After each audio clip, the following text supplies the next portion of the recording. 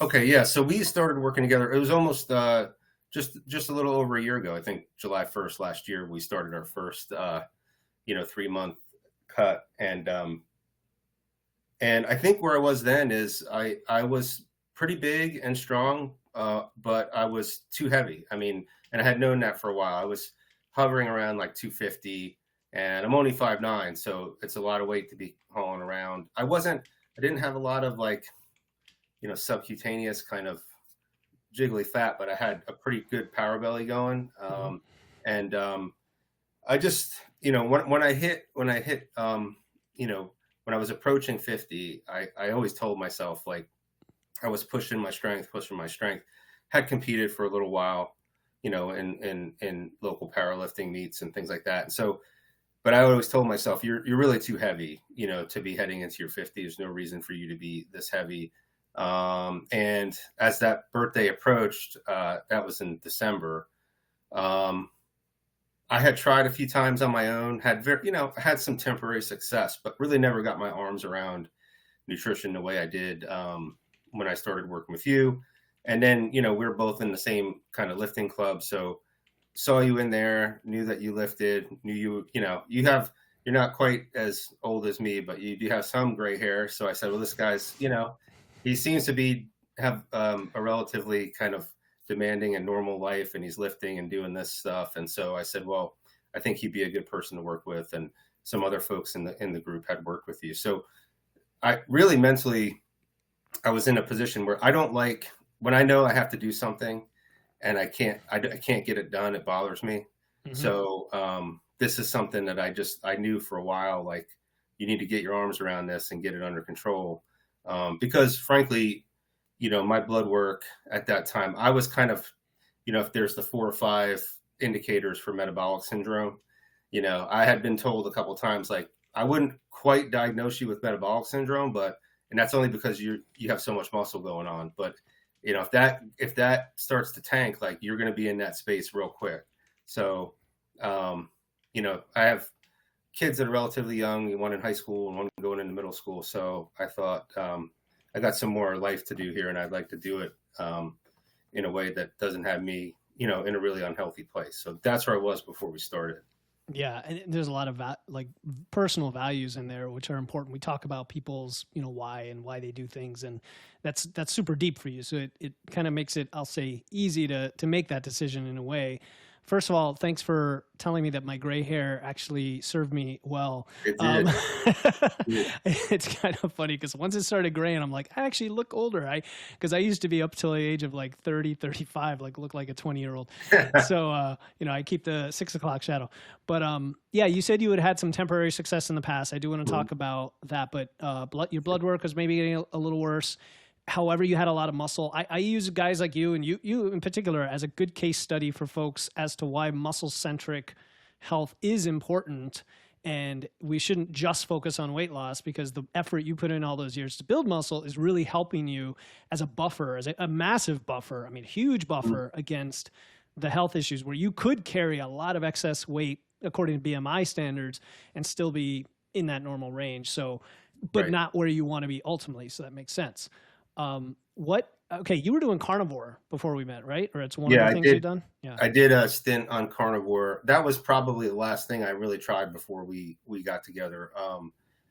And yeah, I just, I have a history of type 2 diabetes in my family. And so, I thought, well, I'm probably not great on all these carbs and the processed food that I'm eating. And so I was looking around for something that was pretty straightforward, even though it was very restrictive. I mean, that's kind of the two sides of something like carnivore. It's very restrictive, but it's not that complicated to implement because you can only eat a couple things, So so that I mean, I'll give it its due. I lost 13 or 14 pounds on it and then leveled out because I really wasn't tracking my calories or anything like that. I cut out a bunch of stuff. So, but it was very hard to sustain. Finding steak and eggs, and other stuff constantly to eat while you're trying to work or you're at a meeting or you're here or you're there, or you're traveling can get challenging. And so I just stopped doing it because I couldn't sustain it. And then, that a little time passed. And then after that, I came to you. But, I know, for people that have specific maybe conditions that works. But for me, it worked. I couldn't tell why it worked because there were so many variables that were adjusted at the same time. Mm-hmm. But it wasn't a long-term solution. And frankly, I feel just as good now eating a good balance of macros than as I did then, probably better. So Yeah. Yeah. More carbs. And like you said, yeah, when you're traveling or just anywhere you have to rely on someone else for food, man, just trying to find protein alone, yeah, let alone just a pure like carnivore style diet is going to be, it's expensive food. yep, It usually has to be cooked. Like, so instead they put out the sandwiches and they put out the croissants and all that good stuff. Right. right, So it was simple but restrictive, which we hear constantly when it comes to these diets, and I've been there myself with keto and Atkins back in the day and everything, where it's like, yeah, simple list of foods, just eat this, don't eat that. And you're like, in the real world, no, it doesn't work. right. So that's one of the obstacles. It wasn't sustainable. Is there anything else that comes to mind before we worked that, later on you gained some insight into? I mean, for me personally, it did. I think the other thing it did that helped was wasn't eating anything processed, Mhm. right? And so that was another helpful, attribute of that. I think mostly it was just that it wasn't something I was going to be able to do for the long term, and it wasn't. I mean, there's other foods you want to eat, Mhm. that Mhm. are just that are eliminated. I mean, I'm not super. I always joke that I grew up with some really good cooks, and so um, I'm kind of over it. I'll never get food that good again, as like my grandmother or my uncles cooked or my mom and dad. So, but my wife's a great cook. I should take that back. She cooks really well, but yeah, it's just that I'm not super attached to, specific foods, but I mean, there's really not a lot of variety there. So it just wasn't something I was going to be able to do, for the rest of my life. And I just Yeah. came to that realization after 4 or 5 months. Yeah. Now there's a concept. There's a concept that you've talked about, physicality, and I want to get into that because I want to tie that into why, besides health, right? Why you want to lose fat and how it connects to your training. Because you're a lifter. We want people to lift and want people to get strong. And a lot of people may not have the history you do of doing it all those years, but regardless, it's an important thing. Okay, so you switched. There are deliberate things that you did, right? Like you switched in the morning. You built out your home gym. Yeah. You did things to reduce friction, even when there was reasons to have a lot of friction. You kind of moved it around, and that's the important message. It's like you can't always eliminate everything. That's Yeah. stoicism right there. Yeah. I mean, it's kind of like, I mean, uh, this thing like be unreasonable. It's good. It's a good maxim. Like, but don't grind yourself into a nub for no reason. I mean, Right. be smart too. Like, if there's things you can do to reduce the friction, do it. And the other thing is that I just want to mention with that sounds inconsistent, but like you have to give yourself some grace once in a while. Like, if you're on a 4-day program and you only hit 3 days that week, or a 5-day and you only hit whatever, don't quit. Don't drive yourself Mm-hmm. into the ground with that. Just keep going and move past it. It's going to happen. I mean, it Yeah, happens to it's gonna everybody. happen. So, What about the food side along this whole like again, now we're going back in time. You say okay. physicality was super important. Was nutrition or food like on par with your training in terms of the focus? No, Okay. that Okay. that's one thing that I've kind of come full circle on now, being Cool. where I am. It wasn't, and although I probably looking back, I mean, I was lifting, I understood that I needed to eat relatively well. I needed to get enough protein, this, that, and the other thing. And I thought I was kind of doing that, before. But I'll say a couple things and kind of reflecting when I started working with you. So what I was doing is just kind of eating free grazing, but trying to pick up enough protein to I thought be useful. Mm-hmm. But looking back, I really wasn't keeping track of anything, so I had no idea really how much of anything I was eating, right? And so the things that really, again, it's pretty simple stuff, but when I started working with you, I mean, I would say, looking back, a few things. If you're not tracking what you're eating, you have no idea how many calories you're eating. I don't care if you think you do or not. You're eating more calories than you think you are. because it's super hard to judge, even if you're kind of paying attention. And you have no idea how little protein you're eating if you're not tracking, because it's not easy to get a gram per pound of body weight of protein, right? Mm-hmm. Or zero 0.8 or whatever you're trying to do. And like me personally, when we started working together, I thought I was eating a lot of protein because, you know, I'm lifting and I'm doing all the things. But, you know, I was probably lucky if I was eating 140 grams of protein a day, and I was 250 pounds. Mm-hmm. So, you know, that's not even close. Like now, you know, I'm getting a gram per pound pretty much every day just because of the way I eat, not even really going out of my way the way I eat today. So those were really the two things. So I was kind of like aware of nutrition and what I should be doing. But when I compare it to what I was doing with lifting and training, it's like I would never go lift and not write down what I did, like ever. Yeah, you know, I know. Or I mean, it's like your budget, your training, all these other things you yeah, track. And why don't we do yeah. that with our food? Yeah. But for some reason with nutrition, I was like, I'm kind of doing it, you know. So that was what. Okay, so that's a good segue into the things that you did change in your approach and kind of strategically, tactically. Tracking's a big. I mean, that was a huge one. That's step one. You know, when I work with a client or in our you know physique university, it's like the onboarding. The second module is tracking. And if you're like, oh, I don't want to track. I mean, track. So have you had an experience of tracking food ever in the past where at all? And then if you did, was it ever unpleasant, or was this the first time you really started tracking? I had tried to track a couple times in the past, and going way back, I think in my mid 30s, I had some success with it, but I was just tracking what I was eating. I didn't really have a plan, or even with macros, I wasn't really paying attention. I was more just focused on calories, you know. And so I had done it in the past, but I think having like, okay, I'm going to get into a calorie deficit. I'm going to keep my protein high enough to maintain or keep, you know, try to maintain the muscle I have during this cut. And I'm going to do it for just a period of time.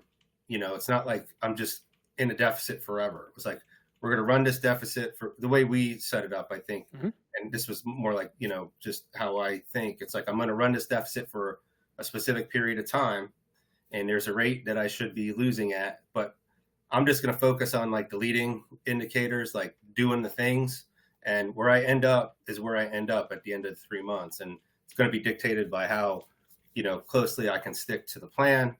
And, you know, and probably a million other things that happen in your body when you're trying to do this. But it was, I think those were the things that really changed, which was having a plan, having an end date, and like saying, okay, let's do this, and let's stay on track. And I think the tools that you have, and you're really good at data analysis, you know? And so, you know, I would show up for a coaching call and say, I think this is happening. And, you know, you say, well, you have the data, like I have it right here. Let's look. And it's like, yeah, that's happening, or not quite, or here's why it's happening, or whatever. So I think all of that is really what changed. And interestingly, like that stuck. You know, I think we did 2-3 month cuts together, and, you know, that's all stuck. I've gotten on a scale pretty much every day. We can talk about that too. I know that's another bugaboo for some people, but I'm a big believer in weighing yourself every day, and then, you know, tracking food and tracking macros now. And if that's all you want to do, I think you can probably get most of the way where you want to be just doing that stuff. But yeah, that's a great message, right? Like, so why did you come back to me a second time?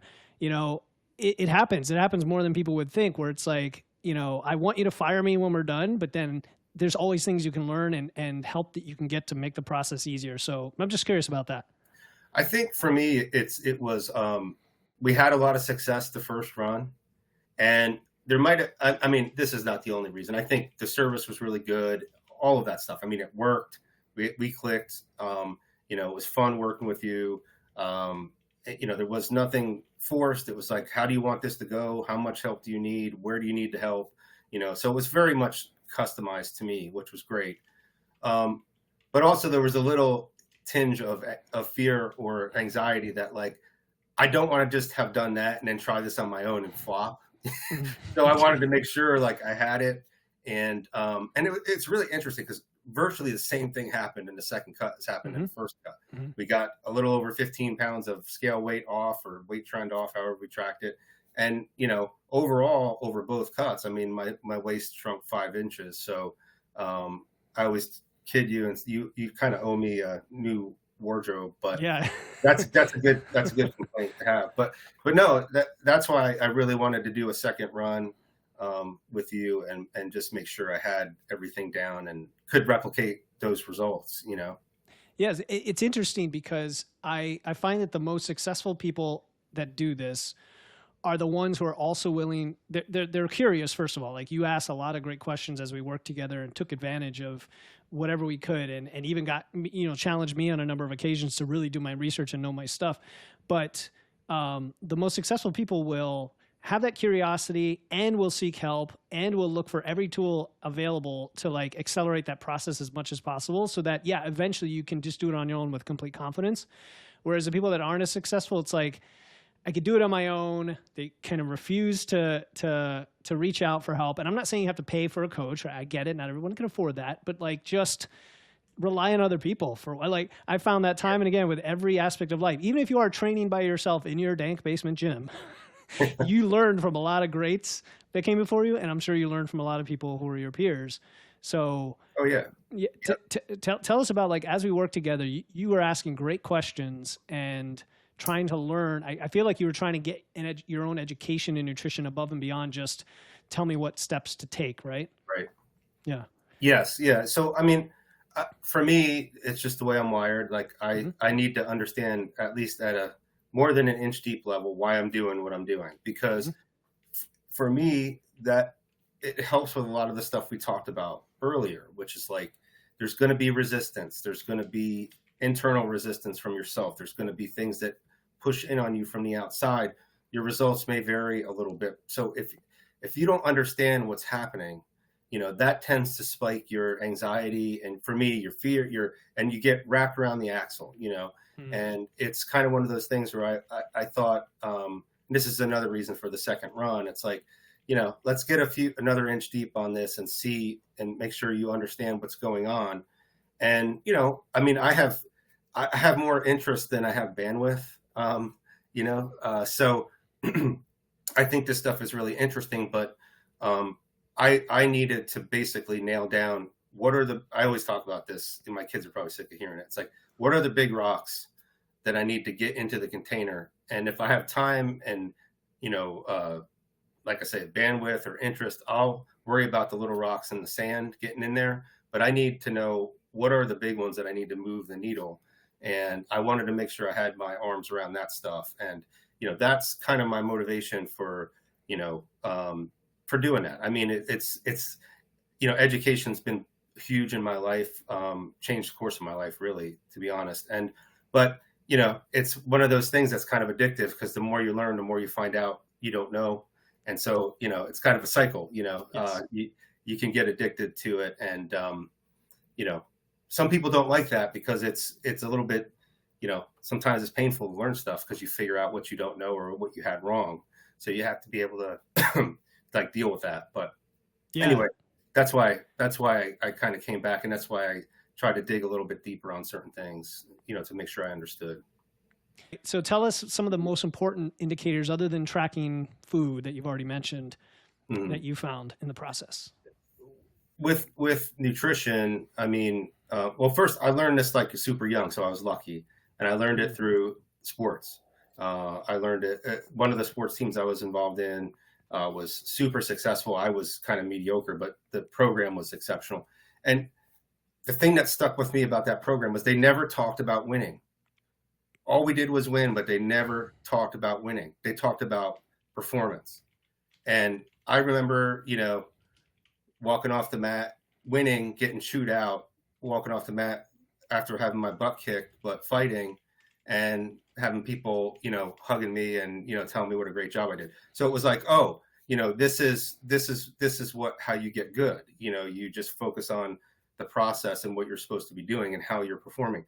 And so just like fast forwarding into nutrition, it's like, well, this is why like working with you and getting a plan together was so important. It's like, okay, here's the rate of loss. Here's where you should end up by the math at the end of the 3 months, but here are the things you need to do this week to get there. And it's like, okay, total calories, like protein intake. Really, for me, I mean, I tried to focus on the few big things. It was, controlling my total caloric intake and making sure I got enough protein at the highest level. That was really were my kind of leading indicators every day and every week. And I would get on the scale every day, and those were, now my daily scale weight was not, you talk about this a lot. It's like that's going to fluctuate, but when you get on a scale every day and you put it into whatever app you're using, and if the app's good, it's going to give you a weight trend. So you're going to be able to see where you're going, but getting on, recording it, and then hitting your targets every day, every week for food intake, and whether you need to drink more water. We did a thing where we upped my steps, remember, in the beginning, because I sit here all day, with smoke coming out of my ears, thinking really hard, but I don't move a ton other than lifting. Right. That's right. That was a big change. Yeah. And when we got that up to 8,000 steps and then 10,000 steps a day, my heart rate dropped from like the high 70s to like the high 60s, like almost overnight. So it's like, I want to reduce my heart rate. What am I going to do? Like, am I focused on that? It's like, no, you have to get up and walk around. It wasn't even like training. It was like, just go walk. And actually, you didn't even focus on steps. So what you're saying is one of the results is the heart rate. An intermediate result is higher step count, but even that is not the KPI. The KPI is the activity that gets you the steps. Right. It's like I try to like shrink it down to like what do I need to do today? Because I can't think about this week. Or so to your point, it's like you need to get up every so many minutes and walk, or go out for a walk, or whatever. And those are like the most immediate things that you need to do. I think what happens if you don't do that is like, okay, so we do that math at the beginning of the cycle, and I should lose 17 pounds at the end of this 3 months, right? But I only lose 14. So then it's like, oh, well, I failed. I missed by 3 pounds. It's like, you're 14 pounds lighter than you were when you started, you dummy. And you're less fat and you're healthier and all that. That's a win. Huge win, yeah. And you weren't fixated on the number. You're fixated on the process, and you got to win. Yeah. Mm-hmm. Right. So it's like that's why I think that's so. I mean, everybody wants to win, whatever the win is, but you have to. You're not going to get there if you don't do the things that you need to do every day to get there. And I think you're way better off focusing on that stuff and seeing where you end up than obsessively focusing on that outcome. Yeah, and correct me if I'm wrong, but half the time when you ask the question like, "What do I do for X?" the answer is either, "What do you think we should do?" Like, what will work for you, or why don't we look at the data and figure out what it's telling us? Because again, I think a good coach isn't just going to say, "Do this." I mean, a coach can do that, right? If in certain cases it's like, "No, just do this," but in a lot of cases it's like, "I got to work with you. You know you better than me. I'm not your nutritionist, sitting there every day planning out all your meals." It's like, you got to live your life, man. So you tell me these five options for hitting this KPI, and let's make it happen. That's exactly right. I'm glad you brought that up, because it's like, that's not what this service is that you provide. It's not like, here's your breakfast, here's your snack, here's your lunch, it's what kind of foods do you like to eat? You kind of get a feel for that person, and then say, okay, this one's good. It's rich in protein. It's very protein dense for the calories, right? This one, not so much. Maybe you pick that up when we come out of the cut, and then, you kind of let the person, put their own kind of micro package together, but you're kind of guiding people through how to do that. And that's right. I mean, whether it's getting more steps, it's like, well, do you have a dog? What do you have? How can you get more steps in? And it's like, oh yeah, I have a dog. I can walk the dog more.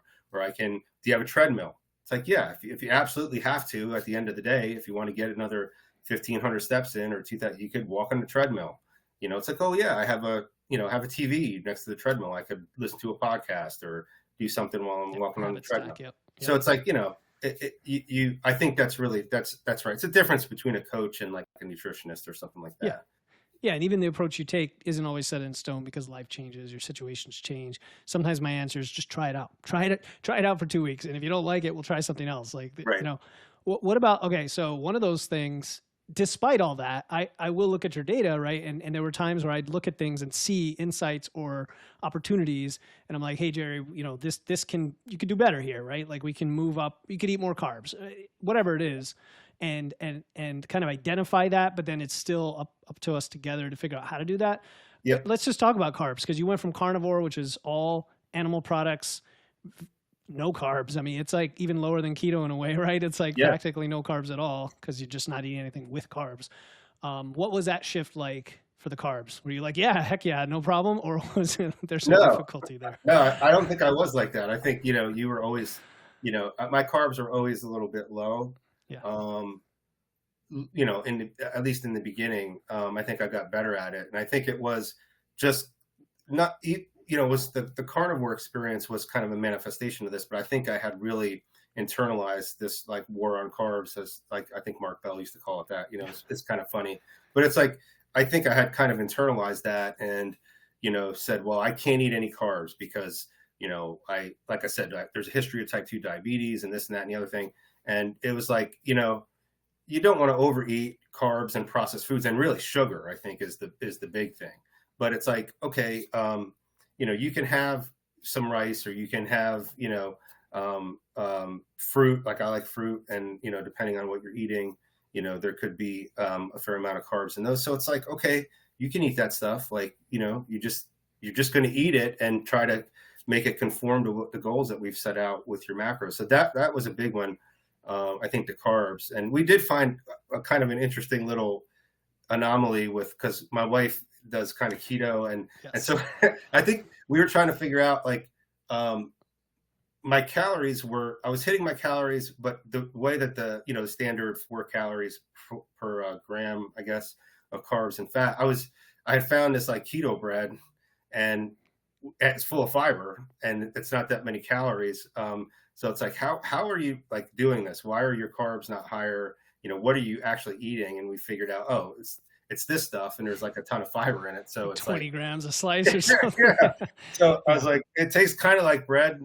I mean, it's great for a fat loss phase. It's one of those like little hacks, It was good for fat loss. But yeah, I think that was one of the things. And also I think even the movement was a challenge, because you like, you're busy. If your job doesn't require you to get up, and actually mine requires me to focus, sit down and focus, it's like, you're kind of battling that. So if you're not really conscious about it, you can really, you can tank on your movement, and doesn't help when you're in a cut if you're not moving. So those kind of things, I think we had to really kind of check and adjust every once in a while. I had needed to be reminded, once in a while. We all do, man. I mean, I'm in a fat loss phase right now, and I'm seeing it slow down, and I know exactly why. It's because my steps are like 4,000 lower than they normally are. And like that is just feedback. Again, if you have the data, you're like, it's clear as right. As, what's going on. What now during these 2 cuts? What about your biofeedback? Like things like hunger, digestion, sleep, stress. Like, were any of those problematic at any point or challenging in any way? Well, beginning, there was, once I adjusted what I was eating, and started eating less kind of processed stuff that's very calorie dense, but not very satiating, and kind of nutrient deficient, to be honest. That kind of went away. There was hunger initially, but once we figured out, okay, you need to eat more chicken in a cut. You're not going to be eating steak. You're going to be eating more chicken, more fish. Greek yogurt was like, my found source of protein that was really satisfying. And so the hunger was one thing, but that eased off pretty quick. And once I kind of slowed down and just ate and then stopped, and kind of realized you're full. Like you're not hungry anymore, dude. Like you can move on to something else. Like, and also the other thing, I think that I realized that I had to adjust to was, I wasn't really drinking enough. That's another thing I struggle with: fluid, water. Yep. And so sometimes you're thirsty, but you're for some reason you think you're hungry and you're eating. So the hunger was one thing. Digestion, the other thing that I didn't mention before we started working together, I started to really experience for really the first time some acute kind of digestive stuff like reflux. I got really bad heartburn for the first time in my life, like, before we started working together, kind of like, mild reflux after you eat, having to clear your throat, just kind of stuff where it's like, what is going on here, and that let off kind of right away when we started to cut, and has stayed gone as long as I'm not drinking alcohol or too much alcohol or doing getting off track too much. I can feel it when I go when I do go to a social event and maybe have a few extra drinks, or I'll eat out or something, and it's like, yeah, I can definitely feel it in the digestion area. But and I also, the other thing that we did with that was got on a probiotic, and that helped a lot too. So yeah, it was the digestive symptoms and the hunger were kind of two things that the digestive symptoms let off, and the hunger did ramp up a little bit, but I think it really, once I adjusted and started eating better food, better quality food, it wasn't really a huge issue for me. Yeah. Yeah. And hunger is different for everyone, and it depends on how fast you're going and how much weight you start with. Like being a bigger guy, I always notice that bigger individuals will have maybe a little less hunger just because they have like the fat stores to draw from. It's kind of a weird phenomenon. But this whole idea of, so there's always this debate about intuitive eating versus tracking. And we talk about doing both together, and the fact that you have all the data and you're tracking it all develops that intuition. Right. And what you're saying is now that if you go have some drinks or do this, you feel it. A lot of people aren't even in tune with that. They just kind of are living in a certain way. They always feel that way potentially, and they don't notice the contrast, right? And you mentioned like hydration. I know, and this may not be for everyone, when I'm in fat loss, if I start to feel like my stomach is empty, like almost like not just hunger, but it's like there's a void in there. I know it's probably because I haven't drunk enough. It's not that I haven't eaten. It's because I haven't. And I go get a glass of water, and like an hour later, it starts to subside. So it's just kind of being in tune with those things is super important. And yeah, probiotics. That's a whole thing with gut health. That's fun to get into. All right. Just a couple more things before we sign up. You got a few minutes, right? Yeah, sure. Okay. Were there any other, I guess, aha moments that we didn't cover from your whole journey, whether it was mindset, sustainability, specific tools or tactics? And if not, that's fine.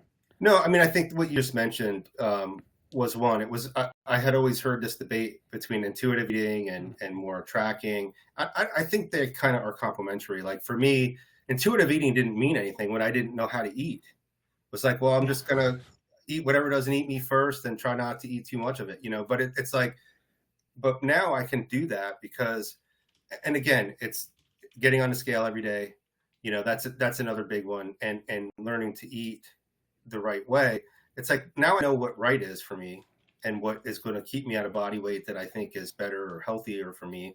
And so I know what 40 grams of oatmeal looks like now because I stare at it every morning on the scale. Like I know what it looks like. I know what 8 ounces of steak looks like. I know what 6 ounces of chicken looks like. And it's, I'm probably off, but I'm not eating 18 ounces of chicken. I'm eating maybe, 8 if I think it's 6. So I think that was one of the big ahas was, oh, all this tracking now allows me to be a little more intuitive, as opposed to you need that data you need to learn first what's right and what it looks like. And then you can identify it out there without all the support, a little bit. I think one of the things for people like me, who I'm like a hobbyist, man, this isn't my main thing or even my second or third thing. It's super important to me, but I think really for me it was looking for somebody that kind of understood that population.